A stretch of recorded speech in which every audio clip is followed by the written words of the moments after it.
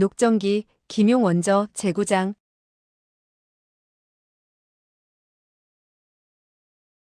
9. 견물생심. 황태후와 헤어진 후 위소보는 거처로 돌아왔다. 그는 오늘 있었던 일들에 대해 해로공에게 일일이 설명해 주었다. 해로공은 전혀 놀라거나 의아한 빛을 띠지 않고 덤덤히 말했다. 요 며칠 안으로 그럴 줄 알았다. 황상의 참을성은 정말 선왕보다도 뛰어나구나. 위소보는 크게 의아해하며 물었다. 공공께서는 벌써 알고 계셨습니까? 해로공이 말했다. 내가 어떻게 알겠니? 다만 벌써부터 짐작을 하고 있었을 뿐이다. 황상께서 씨름을 배운다는 것은 어린애이니만큼 좋아한다고 할 수 있지. 그러나 30명의 소태감에게 씨름을 배우게 한다는 것은 무엇 때문일까? 이 늙은이는 눈이 멀었어도 모든 일을 미리 내다보고 있었구나. 해로공이 물었다. 황상은 너를 데리고 가서 황태욱께 인사를 시키더냐?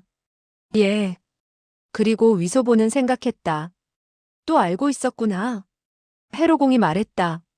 황태우는 너에게 무엇을 내렸지? 상을 준 것은 없어요. 다만 저에게 육품이라는 품급을 내리시면서 수령태감의 직책을 주었을 뿐이에요. 해로공은 빙그레 웃었다. 좋아.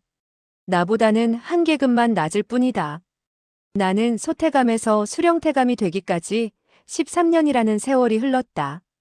위소보는 생각했다. 이 며칠 안으로 나는 떠날 것이다. 당신은 나에게 무공을 가르쳐 주었지만 나는 오히려 당신의 눈을 멀게 했으니 정말 생각하면 미안한 일이다. 본래 나는 몇 권의 경서를 훔쳐 당신에게 주었어야 했지만 훔칠 수가 없으니 어떻게 하랴. 해로공이 다시 입을 열었다. 너는 오늘 큰 공을 세웠다. 이후 서재를 출입하는 것은 더욱더 쉬워질 것이다. 그래요. 그 42장경을 훔치기는 더욱 쉬워졌어요. 공공께서는 눈이 좋지 않으신데 그 경서는 어디에 쓰려고 그러십니까? 해로공은 나직이 말했다. 그렇지. 나는 눈이 멀어 경서를 본다고 하더라도 읽을 수야 없지. 너는 나에게 읽어줄 수 있지 않느냐? 내가 한평생 나를 모시면서 옆에서 42장경을 읽어주면 갑자기 말을 하다가 격렬한 기침을 하기 시작했다. 위소보는 그가 허리를 구부리고 크게 기침을 하는 것을 보고 연민의 정을 느끼며 생각했다. 이 늙은이는 정말 괴팍하구나. 그는 속으로 늙은 폐병쟁이라고 부르려다가 차마 부를 수 없어 그저 늙은이라고 한 것이었다. 이날 밤 해로공은 종종 기침을 해댔다. 이튿날 위소보가 서재로 가서 시중을 들게 되었을 때 서재 밖의 시위들은 이미 세 사람으로 바뀌어 있었다. 강희가 서재에 들어선 후 강친왕과 세객도가 들어와 문안했다. 그들은 황궁 대신들과 조사한 끝에 5배의 큰 죄를 모두 30가지나 밝혀냈다는 것이었다. 강희로서는 뜻밖이었다. 30개나? 그렇게 많소? 강친왕은 말했다. 5배는 많은 죄를 지었습니다. 원래 30죄목만 되었겠습니까마는 소신들은 황상의 높으신 뜻을 받들어 너그럽게 처리한 것입니다. 그랬군. 30죄목이라면 무엇이요? 강친왕은 한 장의 백지를 꺼내어 읽었다. 5배가 군주를 업수히 여긴 것, 간악한 무리를 지어 이용한 것, 패거리를 지어 정사를 논한 것, 물건을 주워 모으고 간악한 자들을 키운 것, 소극사랍을 함부로 죽인 것, 그 자신이 거느리는 기군을 편들어 좋은 땅을 차지한 것, 황태후 마마를 가볍게 여긴 것. 그는 한 조목 한 조목 읽어내려갔다. 그리고 30번째 죄목을 읽게 되었는데 그 죄명은 다른 사람의 무덤을 자기 집안의 풍수에 방해가 된다고 해서 칙명을 내려 옮기게 한 내용이었다. 강희는 말했다. 알고 보니 5배 녀석은 나쁜 짓을 많이 했군. 경들은 어떤 형벌을 내릴 작정이요? 강친왕은 말했다. 5배는 극악무도한 자라 원래는 능지처참을 하여야 하겠으나 신등은 황상의 너그러운 은덕을 생각하옵고 그를 참수형에 처할 작정입니다. 그리고 그의 일당인 필룡, 반포이선, 아사압 등도 모두 참형에 처할 것입니다. 강인은 생각해보더니 말했다. 오배는 큰 죄를 지었으나 그는 고명 대신이고 또 오랫동안 나라에 충성을 다했으니 죽음을 면하도록 하시오. 파면하고 구금하되 영원히 석방하지 말고 그의 가산을 몰수하도록 하시오. 그 일당은 그대들이 원하는 대로 차명에 처하도록 하시오. 강친왕과 세객도는 무릎을 꿇고 큰절을 했다. 황상의 너그러움은 옛날의 명군들도 미치지 못하는 바입니다. 이날 대신들은 강희 앞에서 오배와 그 일당은 어떻게 처리할 것인가를 서둘러 의논했다. 대신들은 강희제에게 양왕기와 정백기가 어떻게 싸웠는가에 대해서 자세히 말씀드렸다. 위소보는 들어도 알아들을 수 없었다. 다만 오배가 양왕기의 기주이고 소극사랍이 정백기의 기주였으며 그들 두 사람은 좋은 밭과 땅을 갖기 위해 싸운 나머지 물과 불의 관계였다는 것을 알 수 있을 뿐이었다. 소극사랍은 결국 오배에게 죽임을 당하게 되었고 그 이후 정백기에 속하는 많은 재산과 전답은 양왕기 쪽에서 가로채 갔다는 것이었다. 그런데 이제 정백기의 대신들은 황제에게 그 땅을 되돌려 주어야 한다고 청을 했다.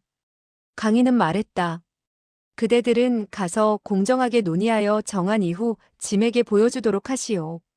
양왕기는 상삼기 가운데 하나회다. 오배는 죄를 지었으나 죄인들 전부에게 죄를 줄 수는 없는 일이오.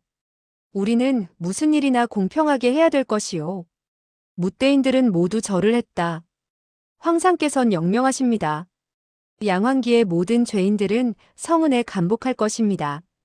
강희는 고개를 끄덕이고 말했다. 물러들 가시오. 세객도마는 달리 할 말이 있으니 남으시오. 대신들이 물러가기를 기다려서 강희제는 세객도에게 말했다. 소극사랍이 오배에게 죽음을 당한 이후 그의 가사는 모두 오배가 차지했겠지? 소극사랍의 전답과 재산은 국고로 몰수되었습니다.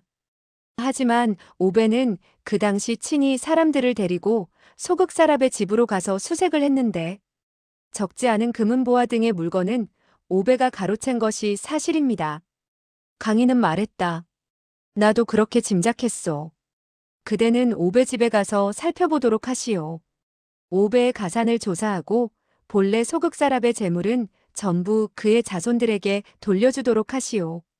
세객도는 말했다. 성은이 망극하옵니다. 그는 강희께서 다시 하는 말이 없자 천천히 서재 문 쪽으로 물러났다. 강희는 다시 그를 바라보며 입을 열었다. 황태후께서 분부하셨소. 그 어르신께서는 불경 읽기를 좋아하시오. 그리고 정백기나 양왕기의 기주에게 모두 한 권씩의 42장경이 있다는 말씀을 들으신 모양이외다. 위소보는 42장경이란 말을 듣자 자기도 모르게 전신이 흠칫했다. 이때 강희는 다시 말했다. 두 권의 불경은 모두 비단으로 겉장을 씌운 것이요. 정백기는 하얀 비단으로 씌웠고 양왕기는 노란 빛에 붉은 테를 둘러 씌운 것이외다.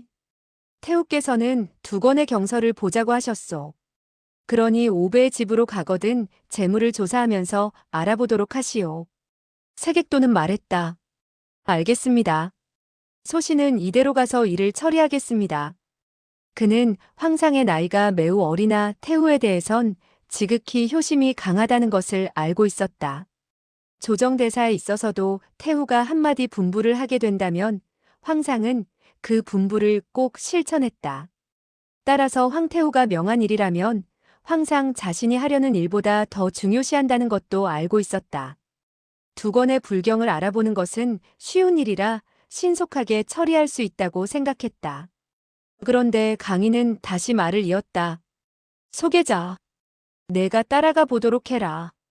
불경을 찾게 된다면 두 사람이 함께 가져오도록 해라. 위소보는 기뻐서 재빨리 응낙했다. 해로공이 나에게 42장경을 훔치라고 한 지도 이미 반년이 흘렀는데 이번에는 성지를 받들어 불경을 취하게 되었으니 자연 손에 넣을 것은 뻔한 노릇이지. 위소보는 오배의 집에 모두 3권의 불경이 있어서 자기가 한 권을 슬쩍 했으면 좋겠다고 생각했다. 그 한 권은 해로공에게 드려 해로공을 기쁘게 해주고 싶었다. 세객도는 소개자가 황상이 매우 총애하는 소태감인 점을 잘 알고 있었다. 이번에 황상을 지키고 역적을 잡는데 큰 공을 세웠다는 사실도 알고 있었다. 그러나 속으로 생각해 볼 때 두 권의 불경을 가져오는 것은 그렇게 대수로운 일이 아니었다. 위소보를 데려갈 필요가 없는데 왜 보내야 하는지 알 수 없었다. 그러자 퍼뜩 떠오르는 생각이 있었다. 그렇군. 황상께서는 그에게 덕을 보도록 선처하신 것이다. 오배가 권세를 잡은 지도 오래되었으니 집안에는 금은보화가 부지기수일 것이다. 그런데 이번 사건으로 말하면 난 조금도 공로를 세운 것이 없다. 그런데 어째서 나에게 재산을 몰수하라고 하셨을까? 그리고 황상께서 소계자와 함께 불경을 취해오라고 한 것은 구실이고 감시를 하겠다는 이유가 진짜라고 할 수 있을 것이다. 오배의 자산을 몰수함에 있어서 지휘권은 소태감에게 있다. 이와 같은 점을 오해하게 된다면 나중에 크게 거북하게 될 것이다. 세객도와 위소보는 국문 밖으로 나갔다. 세객도의 시종이 말고삐를 잡고 기다리고 있었다. 세객도는 말했다. 개공공, 먼저 말에 오르도록 하시오. 위소보는 궁에서 몇 달 동안 무공을 연마한 몸이었다. 크게 진전은 없었지만 행동거지는 상당히 민첩해져 있었다. 거기다 다행히 모시팔에게 말을 타는 법을 배웠으므로 이번에는 말을 거꾸로 타지 않고 가볍게 말 위로 올라탈 수 있었다. 두 사람이 오배의 저택에 이르렀을 때 오배 집안의 위아래 사람들은 모조리 잡혀간 후였다. 집 주위를 관병이 삼엄하게 지키고 있었다. 세객도는 위소보에게 말했다. 개공공, 가지고 놀 물건이 있거든 얼마든지 갖도록 하시오. 황상께서 그대를 보내 불경을 가져오라 하신 것은 그대가 세운 큰 공에 대한 보답을 하자는 것이오. 무엇을 가지든 황상께선 따지지 않을 것이오. 위소보는 오배의 집안 도처에 진주보화가 가득한 것을 보고 그만 눈이 어지러웠다. 모든 물건이 다 좋아 보였다. 양주의 기루에서도 그릇들을 멋지게 진열해 놓았지만 이곳과 비교한다면 천지 차이였다. 처음에는 무슨 물건이든 다 가지고 싶었으나 모든 게 다 좋아 어느 것을 가져야 할지 몰랐다. 그리고 다시 궁에서 나갈 생각을 하고 있던 터라 많은 물건을 가지게 된다면 가져가기에 불편할 것 같았다. 그리하여 그는 몇 가지 진귀한 물건들만 집어가야겠다고 생각했다. 세객도가 거느린 관리들은 물품들을 조사하기 시작했다. 한 가지씩 명부에 올렸다. 위소보는 하나의 보석을 들고 바라보았다. 그러자 명부에 물건 이름을 써넣던 관리는 그 보석의 이름을 지우는 게 아닌가. 이는 오배에게 그와 같은 물건이 없었다는 것을 말하는 것이었다. 그러나 위소보가 가로저으며 보석을 놓자 그 관리는 다시 명부에 써넣었다. 이때 한 명의 관리가 재빨리 들어오더니 세객도와 위소보에게 인사를 하고 말했다. 두 분 대인께 말씀드립니다. 오배의 침실에서 보물을 숨겨두는 곳을 찾았습니다. 저로서는 감히 함부로 열 수 없으니 두 분께서 그곳으로 가셔서 조사를 하시지요. 세객도는 기뻐했다. 그래? 그렇다면 그곳에 귀중한 물건들이 있겠구나. 그리고 그는 다시 물었다. 그 두 권의 경서는 찾았느냐? 집안에는 한 권의 책도 없습니다. 다만 몇 권의 장부만 있을 뿐입니다. 저희들은 지금 찾고 있는 중입니다. 세객도는 위소보의 손을 잡고 오배의 침실로 들어갔다. 땅바닥에는 호랑이 가죽과 표범 가죽이 깔려 있었고 벽에는 화살과 칼 등이 걸려 있었다. 만주무사의 거친 본성을 드러낸 셈이라고 할까? 보물을 숨겨둔 곳은 땅에 커다란 구멍을 파고 그 위에 철판을 깔아 덮어둔 곳이었다. 그 철판 위에는 다시 호랑이 가죽을 말아놓았다. 이때는 호랑이 가죽과 철판을 모두 열어젖힌 상태였고 두 명의 위사가 그 옆에서 지키고 있었다. 세객도는 말했다. 모두 꺼내보도록 하게. 두 명의 위사가 구덩이 안으로 뛰어들어 동굴 안에 숨겨진 물건을 일일이 올렸다. 두 명의 관리가 그 물건들을 받아 조심스럽게 한쪽에 표범 가죽 위에 놓았다. 세객도는 웃으며 말했다. 오배가 아끼는 보물들은 반드시 이곳에 숨겨놓았겠군. 개공공, 이곳에서 좋아하는 물건을 선택하신다면 틀림없을 것입니다. 위소보는 웃으며 말했다. 겸손해할 것 없습니다. 그대부터 먼저 택하도록 하시오. 그 말을 마치자 그의 눈이 일순 빛났다. 한 명의 위사가 하나의 백옥으로 된 상자를 올렸는데 그 상자 위에는 5글자가 쓰여 있었고 쓰인 곳에 주사로 칠을 해놓았는데 앞에 글자가 바로 40이었다. 위소보는 급히 받아 옷갑의 뚜껑을 열었다. 과연 한 권의 책이었다. 책의 겉은 비단으로 씌워져 있고 윗면에 똑같은 5자가 쓰여 있었다. 색대인, 이것이 바로 42장경이죠? 저는 40이라는 글자는 알아볼 수 있으나 장경이란 글은 알아보지 못한답니다. 세객도는 기뻐서 말했다. 그렇소. 42장경이요. 이 장경이란 글자는 정말 알아보기 힘들지만 수고스럽게 생각할 필요가 없지요. 5글자가 함께 있으며 앞에 3글자가 42이니 아래 2글자는 반드시 장경이 되지 않겠소? 세객도는 생각했다. 꼭 그렇다고는 할 수 없지. 그러나 웃으며 말했다. 바로 그렇토이다. 곧이어 위사가 하나의 옷갑을 더 올렸다. 옷갑 안에는 역시 책이 있었고 겉장은 노란 비단으로 씌운 것으로 붉은 테를 둘러놓은 것이었다. 2권의 책은 매우 오래된 모양이었다. 3번째 옷갑이 나타나지 않자 위소보는 실망하지 않을 수 없었다. 세객도는 기뻐서 말했다. 개공공, 우리 형제들이 이 일을 처리했으니 황태우께서는 반드시 기뻐하실 것이며 큰 상을 내리실 거요. 위소보는 말했다. 이것이 어떤 불경인지 구경을 해봐야겠군요. 그러면서 그는 책을 펼쳐보려고 했다. 세객도는 속으로 짚히는 바가 있어서 웃으며 말했다. 개공공, 내가 한마디 하겠는데 화는 내지 마시오. 위소보는 어려서부터 기녀원에서 남에게 호통을 들어가며 살아온 편이었다. 새끼니 후레자식이니 하는 욕을 끊임없이 들었다. 그런데 강희 황제의 돌봄을 받은 이후부터 궁 안에서는 어떤 사람이든 그를 보면 모두 공손했다. 그는 10서너 살의 어린애였다. 언제 그와 같은 존경을 받았겠는가? 그런데 세객도는 5배의 주택에서 위풍당당했다. 문무관원들은 그를 대하자 모두 전전긍긍했다. 그런데 이 사람은 자기 자신에 대해선 그토록 겸손할 수가 없었다. 위소보는 마음이 흐뭇해졌고 세객도에 대해서 더욱더 고마움을 느꼈다. 그리하여 말했다. 색대인께서 분부하실 일이 계시다면 얼마든지 말씀을 해보십시오. 세객도는 웃으며 말했다. 감당할 수 없습니다. 하지만 난 갑자기 한 가지 사실을 떠올렸소.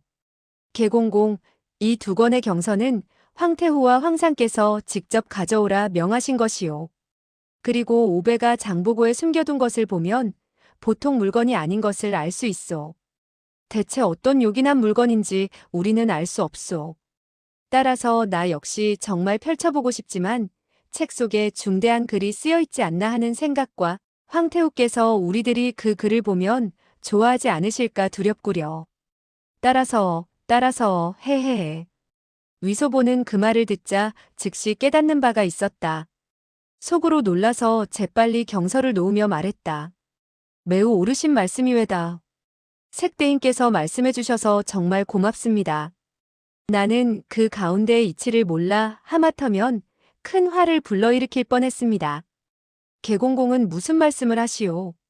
황상께서 우리 2사람에게 이 일을 시켰으니 그대의 일이 바로 나의 일이 아니겠소? 그러니 피차 너니내니 할 것이 없소. 위소보는 말했다. 그대는 조정의 대관이고 저는 기껏해야 소태감에 지나지 않는데 어찌 그대와 한 집안의 사람이 될 수 있겠소? 세객도는 방 안에 있는 관원들에게 손을 내저었다. 그대들은 나가서 기다리게. 관원들은 허리를 굽히고 나갔다. 세객도는 위소보의 손을 잡고 말했다. 개공공, 절대로 그런 말을 하지는 마시오. 그대가 업수히 여기지 않는다면 우리 2사람은 오늘 결의 형제의 예를 맺는 것이 어떻겠소? 위소보는 깜짝 놀랐다. 제가 그대와 결의 형제를 맺어야 한다고요? 내게 자격이 있겠어요? 세객도는 말했다. 게 형제, 다시 그와 같은 말을 하면 그것은 나를 욕하는 것이 외다. 무슨 까닭인지는 모르겠지만 난 그대를 처음 만나게 되었을 때 매우 호감이 가는 것을 느꼈소이다. 우리 형제 두 사람은 불당으로 가서 절을 합시다. 이후는 정말 친형제처럼 지내기로 합시다.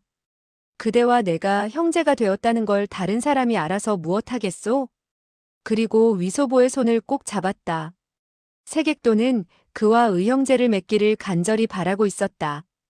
이제 오배는 무너지고 조정의 권력을 쥔 대신들은 모조리 바뀌어질 것이다. 황상이 자기에게 대하는 태도가 무척 온화한 것을 보면 수일 안으로 벼슬이 오를 것 같았다.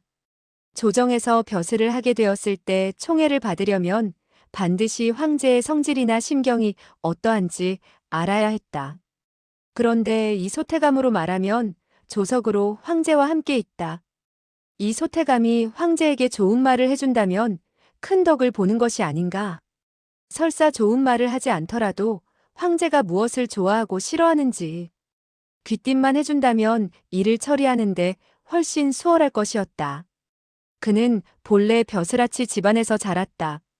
그의 부친은 고명 대신의 우두머리였기 때문에 평소부터 위더른의 뜻이 어디에 있는지 짐작해내는 것이 바로 큰 벼슬을 하는 유일한 요령이라고 했었다.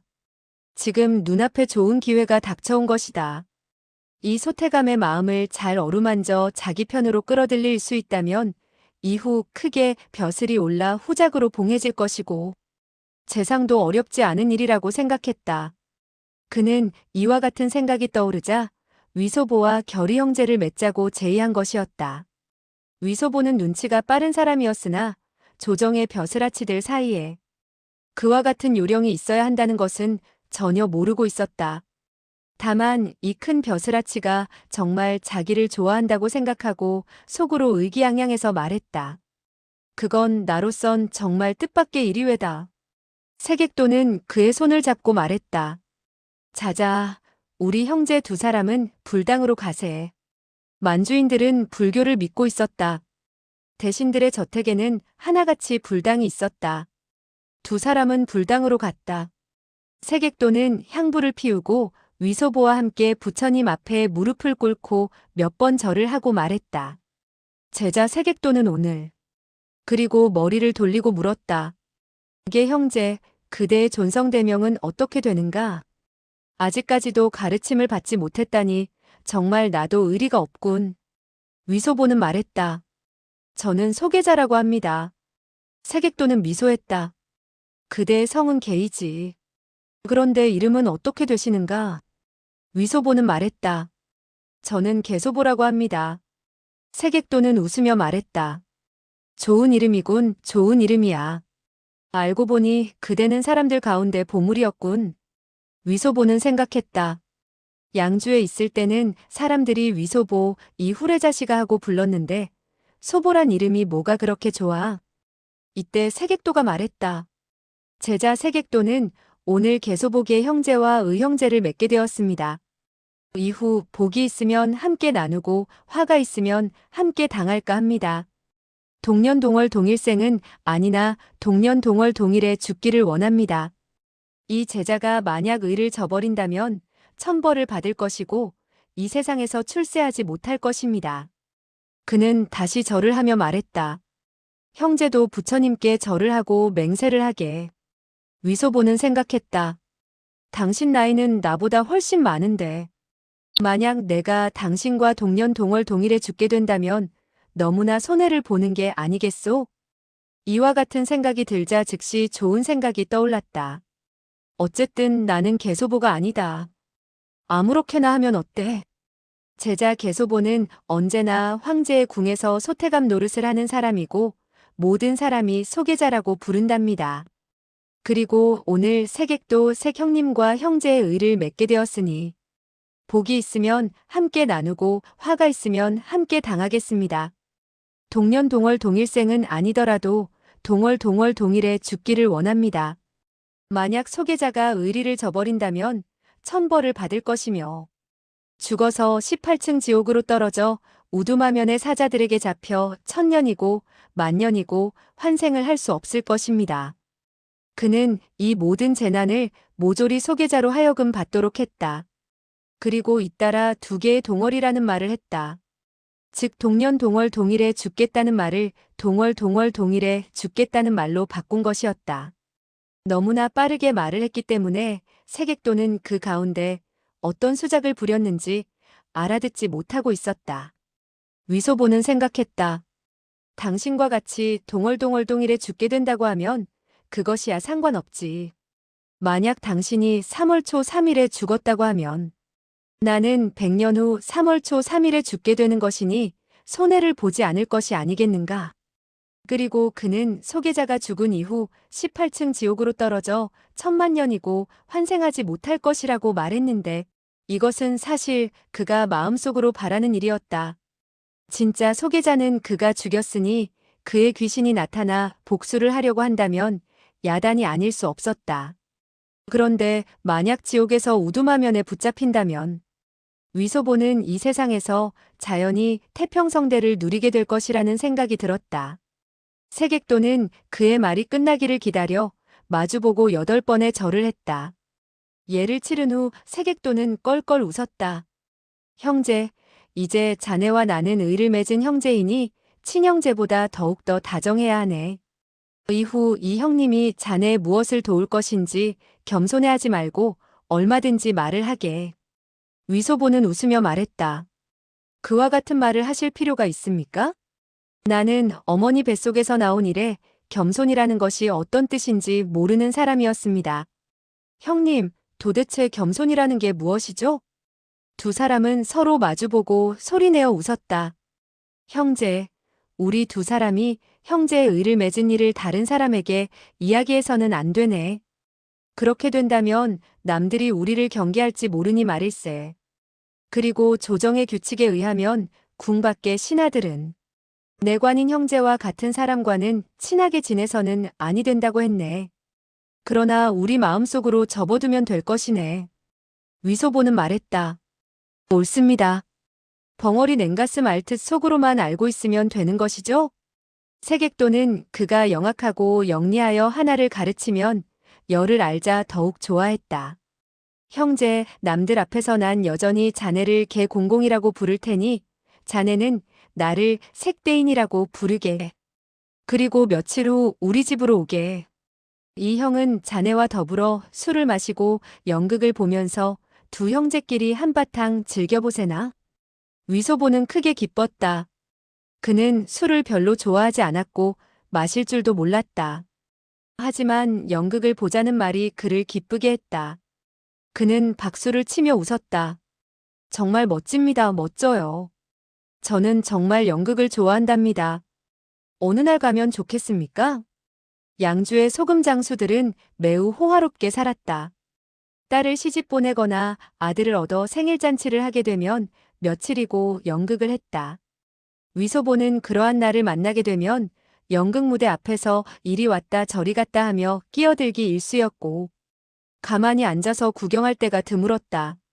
상대방은 경사스러운 날이라 작은 물회한을 푸대접하지 않고 밥을 먹여줄 뿐 아니라 반찬으로 커다란 돼지고기나 쇠고기를 듬뿍 내놓아 대접하는 것이었다. 명절날이 되면 더욱 많은 연극을 했다. 그는 연극을 보게 된다는 말에 마음이 흐뭇해졌다. 세객도는 말했다. 형제가 그토록 좋아한다면 나는 때때로 초청을 함세. 그러니 자네는 분부만 내리게. 그렇다면 내일이라도 되겠습니까? 좋지. 그렇다면 내일 유시경에 국문 밖에서 자네를 기다리겠네. 위소보는 기쁜 표정을 지으며 말했다. 고맙습니다. 제가 궁을 떠나도 상관없겠습니까? 세객도는 말했다. 물론 괜찮지. 대낮에는 황상을 돌봐야 하니까 그렇지만 저녁이야 누구도 자네를 상관하지 않는다네. 자네는 이미 수령태감이 아닌가. 그리고 황상께서 크게 총애를 하는 몸인데 누가 자네에게 간섭하겠는가. 위소보는 싱글벙글했다. 그는 내일 황궁에서 조용히 사라질 참이었다. 그러나 세객도의 말을 들으니 자기의 신분이 달라져 자유로이 황궁을 드나들 수 있다고 하지 않는가? 그는 도망치는 것을 서두를 것 없다고 생각했다. 좋소이다. 한마디로 약속했소이다. 우리 형제 두 사람은 복이 있으면 같이 나누고 화를 당하면 함께 맞고 연극이 있으면 함께 봅시다. 세객도는 그의 손을 잡고 말했다. 자, 이제 우리는 오배의 방으로 가서 보석을 선택하도록 하세. 두 사람은 오배의 방으로 들어갔다. 세객도는 자세히 물건들을 살펴보더니 물었다. 형제, 자네는 어떤 것을 좋아하는가? 어떤 것이든 무엇이 가장 좋은 것인지 모르겠어요. 형님이 저 대신 골라주세요. 세객도는 말했다. 좋아. 그리고 그는 두 개의 명주 목걸이와 하나의 비치로 깎아 만든 옥마를 들고 말했다. 이 두 가지 보물은 매우 값진 것이니 형제가 가지도록 하게. 좋습니다. 그는 명주 목걸이와 옥마를 품속에 집어넣었다. 그런데 눈에 띄는 비수가 보였다. 그 비수는 매우 묵직했다. 자루까지 합해 불과 한자 두 치의 길이에 지나지 않았는데 악어 가죽으로 만든 칼집에 박혀 있었다. 위소보는 왼손으로 검자루를 쥐고 뽑았다. 그러자 한 줄기 한기가 폭사되며 얼굴이 시큰해졌다. 자세히 비수를 보았다. 칼날은 먹물과 같았으며 광택이라곤 전혀 없었다. 오배가 비수를 매우 진귀하게 장보고에 넣은 것을 보건대 반드시 보검이라 생각했다. 그런데 모양이 이토록 보잘것없지 않은가? 그는 약간 실망을 느끼고 아무렇게나 한쪽으로 내던졌다. 그러자 싹 하는 가벼운 소리와 함께 비수는 바닥에 자루가 있는 곳까지 푹 들어가는 것이 아닌가. 위소보와 세객도는 놀라 눈을 휘둥그레 떴다. 위소보가 아무렇게나 던진 것이라 전혀 힘을 쓰지 않았는데 비수는 저절로 바닥에 푹 꽂혔으니 날의 예리함이 불가사의할 정도였다. 위소보는 허리를 구부려 다시 그 비수를 들고 말했다. 이 단검은 좀 이상하네요. 세객도는 견문이 넓었다. 보기에 보검인 것 같군. 어디 보세. 그리고 그는 벽에 있는 한 자루의 마도를 집어들더니 말했다. 형제, 그 단검으로 이 마도를 내리쳐보게. 위소보는 비수를 들고 마도를 내리쳤다. 싹 하는 소리와 함께 그 마도는 두 동강이 나고 말았다. 두 사람은 동시에 부르짖었다. 기가 막히군. 이 비수는 세상에 보기 드문 보검이었다. 이상한 것은 마도를 자르는데 마치 나무를 자르는 것처럼 전혀 금속성 부딪히는 소리가 나지 않는다는 것이었다. 세객도는 웃으면서 말했다. 형제가 이와 같은 보검을 찾은 것을 축하하네. 오배의 보물 가운데 아마도 이 검이 으뜸일 것 같네. 위소보는 말했다. 형님이 원하신다면 제가 양보해드리지요. 세객도는 연신 손을 흔들었다. 나는 출신은 무관이지만 이후는 문관이 되고 무관은 그만두겠네. 그 검은 역시 형제가 가지고 놀도록 하게. 위소보는 검을 검집에 넣고 허리띠에 달았다. 세객도는 충고했다. 형제, 그 검은 매우 짧으니 신발에다 감추는 것이 좋겠네. 입궁할 때 남에게 보이지 않게 말일세. 청나라 궁중의 규칙상 당직을 서는 시위가 아니면 칼을 지닐 수 없었으며 입궁할 때도 무기를 가져서는 안 되었다. 위소보는 대답하고 비수를 신발에 숨겼다. 위소보는 그 비수를 얻게 되자 다른 보물들은 눈에 들어오지도 않았다. 곧이어 그는 비수를 꺼내 한 자루 쇠창을 내리쳐 보았다. 그러자 그 창은 두 토막이 났다. 그는 아무렇게나 마구 단검을 휘둘렀다. 그 방 안의 딱딱한 물건 가운데 그 단검이 닿으면 두 토막이 나지 않는 것이 없었다. 그는 비수의 끝으로 탁자 위에 자라 조각을 잘랐다. 툭 하는 소리와 함께 자라의 목이 탁자에서 떨어졌다. 위소보는 큰 소리로 말했다. 오배 노형, 어르신께서는 안녕하셨소? 하하하. 자라는 후레자식을 비유하는 말이었다. 따라서 위소보는 오배를 후레자식이라고 비꼰 것이다. 세객도는 이때 열심히 장보고의 다른 물건을 살피고 있었다. 이때 하나의 시커먼 보물함에 들어있는 조끼가 발견되었다. 그는 위소보의 환심을 사려는 참이라 입을 열었다. 형제, 이 옷은 몸에 걸치면 따뜻할 거야. 겉옷을 벗고 이 옷을 입게. 그건 또 어떤 보물입니까? 나도 모르겠네. 어디 입어보게나. 위소보는 주저하며 말했다. 내가 입기에는 큰데요. 세객도는 말했다. 옷이 부드러우니 조금 크더라도 접으면 될 것이네. 위소보는 받아들었다. 들고 보니 무척 가볍고 부드러웠다. 그러자 작년 어머니에게 명주 옷을 해달라고 했던 일이 떠올랐다. 그 며칠 동안 어머니는 준비를 했으나 무엇이 모자라서인지 끝내는 만들어주지 못했다. 이 조끼는 명주 옷보다 더 귀한 것 같았다. 다만 빛깔이 검은 것이 흠이었다. 좋았어. 장래 내가 양주로 돌아갈 때 입고 가서 어머니에게 보여드려야지. 그는 겉옷을 벗고 조끼를 입은 후 다시 겉옷을 걸쳤다. 조끼는 좀 컸으나 부드럽고 얇아서 아무런 불편함도 없었다. 세객도는 오배의 보석함을 정리하고 수하들에게 들어오라고 명령했다. 그리고 오배의 재산에 대한 계산서를 모았다. 그는 혀를 내두르며 말했다. 오배, 이 녀석은 정말 많이도 긁어모았군.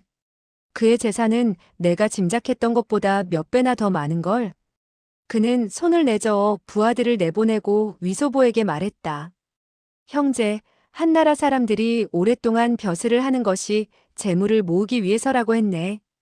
이번에 황공아홉께도 황상께서 우리 형제에게 이와 같은 일을 시킨 것은 바로 우리에게 횡재를 하라고 한 것이네. 이 명부를 나는 약간 고치도록 해야겠네. 200여만 냥이나 되는 은자를 얼마나 보고해야만 되겠는가? 위소보는 말했다. 그건 저도 모르겠군요. 모든 것은 형님이 알아서 하십시오. 명부에 적힌 숫자는 모두 235만 3018냥이네. 나머지 것은 그대로 두고 우리 앞에 숫자 하나만 지우도록 하세. 그렇게 요술하듯 한 자릿수를 나누는 것이지. 위소보는 깜짝 놀랐다. 형님께서는. 세객도는 웃으며 말했다. 형제는 부족하다고 생각하는가? 아닙니다. 저는 잘 모르겠습니다. 세객도는 말했다.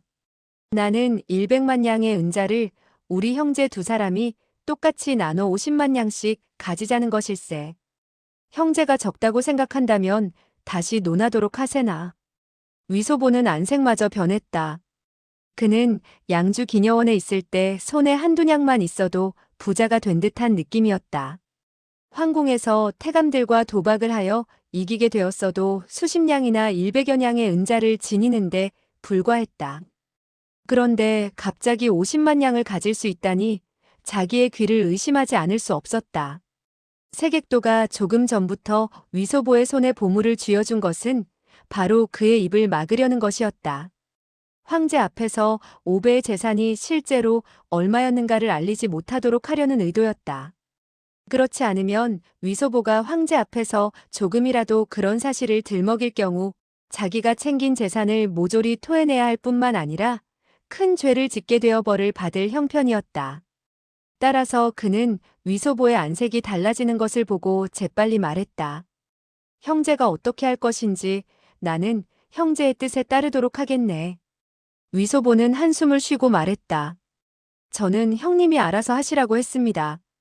다만 저에게 50만 냥이나 나눠준다는 것은 너무나, 그렇죠. 너무나 많다는 것입니다. 세객도는 그제야 큰 짐을 내려놓은 듯 소리내어 웃었다. 하하, 많지 않아. 조금도 많지 않다고. 이렇게 하세. 이곳에 있는 사람들도 득을 보아야 할 것이니. 이 형이 50만 냥 중에서 5만 냥을 내놓아 모든 사람에게 나누어 주도록 하지. 그러면 형제도 역시 5만 냥을 내놓도록 하게. 궁 안의 비빈들이나 이를 보는 태감들도 단맛을 보면 아무도 쓸데없는 말을 않을 걸세. 위소보는 걱정이 됐다. 좋긴 좋습니다만 저는 어떻게 나누어줘야 할지 모르겠습니다. 세객도는 말했다. 그건 이 형이 알아서 처리해 줌세. 자네 체면이 서도록 하고 누구에게도 죄를 짓지 않도록 할 뿐 아니라 모든 사람은 개 공공은 나이가 어리지만 일을 처리함에 있어 의리가 있다고 말하도록 해주겠네. 돈이라는 것은 써야 하는 것이야. 자네나 나나 이후 모든 일이 순조롭게 되려면 남의 힘에 의지해야 할 때가 많은 법이라네. 위소보는 말했다. 예, 알겠습니다. 세객도는 웃으며 말했다. 며칠이 지난 후 내가 금방을 몇 집 들러 금표와 은표로 만들도록 하겠네. 모두 100냥에 한 장, 50냥에 한 장짜리로 만들어 놓겠네. 그러면 형제는 몸에 지녔다가 사용하게 될 때 금방에 가서 금은으로 바꾸면 더 편리하고 별탈이 없지. 그 누가 자네의 주머니를 뒤져 형제와 같은 어린 나이에 그토록 많은 돈을 지닌 부자인 것을 알겠나? 자네는 우리 북경성 안에서 손꼽을 수 있는 부자일세. 위소보는 생각했다. 45만 냥의 은자가 생긴다면 어디다 쓰지? 빌어먹을 매일같이 돼지 뒷다리에 닭고기를 사서 먹는다 해도 한평생 45만 냥을 쓰지 못할 거야. 양주로 내려가 여춘원보다 10배나 멋진 기녀원을 한 10곳쯤 세울까 보다. 그는 어릴 적부터 큰 뜻을 품고 있었다. 장래 부자가 된다면 여춘원보다 더 호화로운 기녀원을 세워 거드름을 피워보자는 것이었다. 여춘원의 주모와 싸우게 되었을 때 그는 종종 다음과 같이 부르짖곤 했다. 빌어먹을 당신이 여춘원을 경영하는 것이 뭐 그리 대단하오. 나는 몇 년 이후 부자가 된다면 바로 당신네 집 맞은편에 여하원, 왼쪽에는 여추원, 오른쪽에는 여동원을 세워. 당신네 여춘원의 손님을 모조리 빼앗고 말겠소. 그러면 당신 집안은 한 사람의 손님도 찾아오지 않을 것이고 당신은 죽을 마실 거요. 그리고 기녀원을 10집이나 세우게 된다면 그를 엄청난 부자라고 생각하고 양주 사람들이 모두 그를 다시 쳐다볼 것이라고 생각했다. 그는 마음이 흐뭇해졌다. 세객도는 말했다. 황태후와 황상께서는 이 두 권의 경서를 찾으라고 지적했으니 이것이야말로 가장 큰 일이라고 할 수 있네. 우린 먼저 이것을 올리도록 하고 5배의 재산은 천천히 계산하도록 하세. 위소보는 고개를 끄덕이며 그러라고 했다. 세객도는 즉시 2개의 비단 보자기로 2옷값을 쌌다. 2사람이 나눠들고 황궁으로 들어가 강희제를 배웠다. 강희제는 그들이 태후가 분부한 일을 제대로 처리한 것을 보고 매우 기뻐했다. 즉시 위소보에게 그것을 들고 뒤를 따르라 하더니 친히 태후궁으로 가져다 주었다. 세객도는 내원으로 들어갈 수 없기 때문에 다시 5배의 가산을 정리한다며 물러갔다. 강희는 길을 가면서 물었다. 5배, 그 녀석의 집안엔 얼마나 많은 재산이 있던가? 위소보는 말했다. 색대인께서 지금 조사한 바에 의하면 모두 135만 3,418냥이라고 하더군요. 그는 숫자를 세객도가 조사했다고 말했다. 장래 만일 황제가 진상을 알아낸다 하더라도 책임을 회피할 구실을 만들어 두자는 것이었다. 자기의 사욕을 채우거나 닭, 개를 훔치는 요령은 위소보가 천부적으로 지니고 태어났다고 할 수 있었다. 그가 5살 나던 해에 한 기녀가 그에게 오문전을 주면서 거리에 나가 복숭아를 사와 달라고 했다. 그는 1문의 돈으로 사탕을 사 먹고 나머지 4문의 돈으로 복숭아를 사서는 그 기녀에게 주었다. 그 기녀는 그런 사실을 알아차리지 못하고 복숭아를 그에게 하나 주었다. 위소보는 돈이 자기 손에 들어왔을 때 약간이라도 긁어내지 않는다면 바보짓이라고 여겼다. 그는 사람에게 발견되었을 때를 위해 억지를 쓰거나 부인할 구실을 달아둬야 한다는 사실도 습성으로 깨닫게 되었다. 이것은 그가 머리에 꿀밤을 얻어맞으며 엉덩이를 끝없이 차인 후 얻게 된 고명한 경험이었다. 강희는 코웃음을 쳤다. 망할 녀석 같으니. 그토록 많은 백성의 재물을 약탈했구나. 130만 냥이라니. 허허, 정말 대단해. 위소보는 속으로 생각했다. 또 나머지 100만 냥은 이미 2사람이 나눴소이다. 이런 사이 그들은 어느덧 태후의 잔영궁에 들어갔다. 태후는 2권의 불경을 찾아냈다는 말을 듣고 매우 기뻐했다. 그녀는 손을 뻗어 비단볼을 풀고 옷갑의 뚜껑을 열었다. 그리고 옷갑 안의 책을 보더니 환히 웃으며 말했다. 소계자, 너는 정말 착한 일을 하는구나. 위소보는 무릎을 꿇고 인사를 했다. 이것은 모두 태후와 황상의 홍복인 줄로 아옵니다. 태후는 옆에 있는 나이 어린 궁녀에게 말했다. 예초, 너는 소계자를 뒷방으로 데리고 가서 밀정과자를 좀 내리도록 해라. 그 예초라는 소궁녀는 나이가 약 13, 14세 정도 되었는데 용모가 수려한 편이었다. 그녀는 빙긋 웃으며 대답했다. 위소보는 다시 엎드려 인사를 했다. 태후와 황상께서 내려주신 상에 감사드립니다. 강인은 말했다. 소계자, 과자를 먹고 나거든 거처로 돌아가게.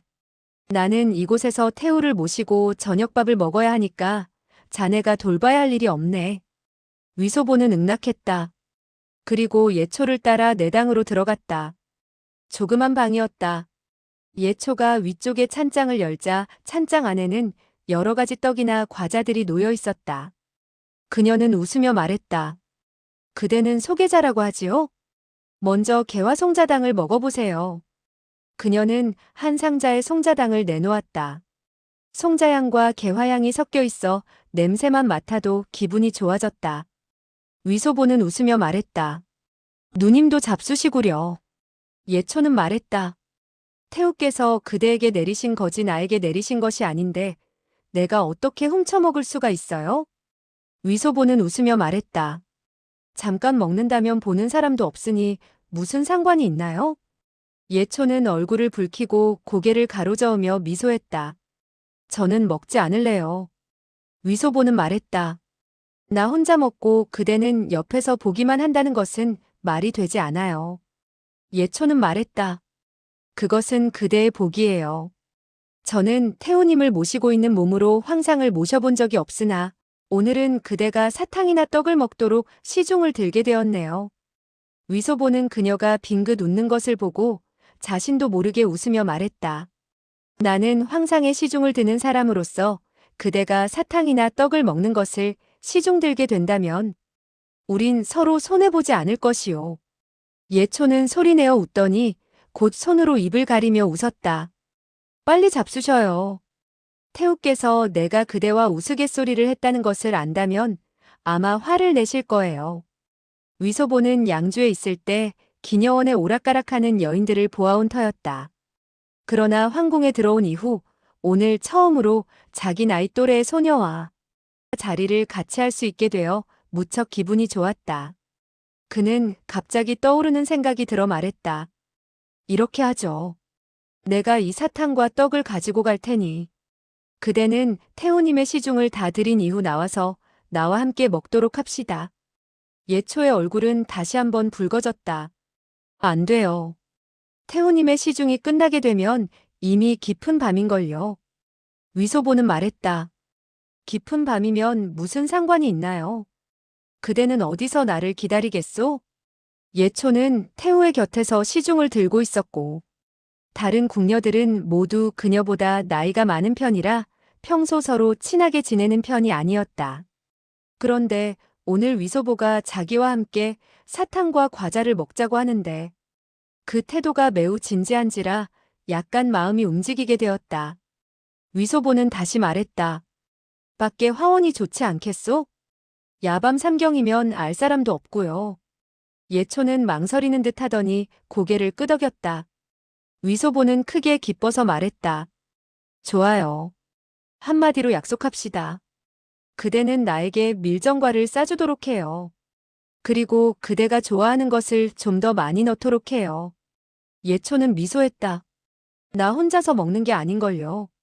그대는 무엇을 좋아하나요? 위소보는 말했다.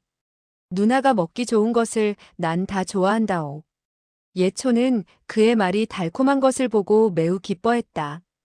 그녀는 즉시 열몇 가지의 밀정과자와 사탕과 떡을 종이상자에 담았다. 위소보는 나직이 말했다. 오늘 밤 삼경화원에 있는 정자에서 기다리죠. 예초는 고개를 끄덕이며 나지막이 말했다.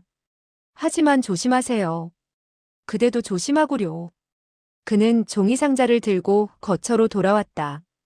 그는 본래 소현자로 가장한 황제와 지극히 재미있게 놀았다.